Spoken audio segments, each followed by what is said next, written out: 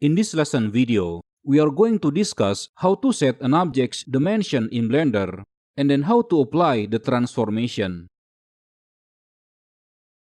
When modeling an object, we often need to set the object's size to a certain value. In Blender, we can do this easily using the dimension input fields, which is located in the viewport sidebar panel. So you can press N to show it if it is currently hidden. Notice below the transformation values, we can see the dimensions section. Currently, the cube object has 2 meters width, 2 meters depth, and 2 meters height, indicated by these X, Y, and Z values. To change the size, we can type the new size directly in these input fields. For example, we want to set the width of the cube to be 5 meters. To do that, just change the X value here to 5, then hit enter. The cube's dimension now has changed. We now have a cube, or rather a box, that has 5 meters width.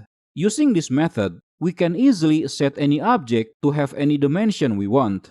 But there is something that you need to be aware of. When you change the dimension, Blender actually scales the object so it fits to the target size value that we input. Notice up here, the scale X value of the object is not at its default anymore. It is now 2.5, while the scale values at Y and Z are still at the defaults, which is 1. When doing precision modeling or creating a rig for animation, you always want your object's scale to be at the default values. This requirement applies to every 3D software that I know of, not just Blender. Why? Well, it's kind of a long story, but basically, you will get troubles later when doing certain operations in Blender if your object's scale is not at the default or even stretched non-uniformly. To avoid these problems, you need to apply the scale value of that object. Now, applying transformation is different than resetting transformation. In terms of scaling, resetting the transformation will change the scale values back to 1, but this will affect the dimension of the object also. So this object, for example, will be 2 meter width again. On the other hand, applying transformation will change the scale values back to the defaults, but it will retain the object's dimension.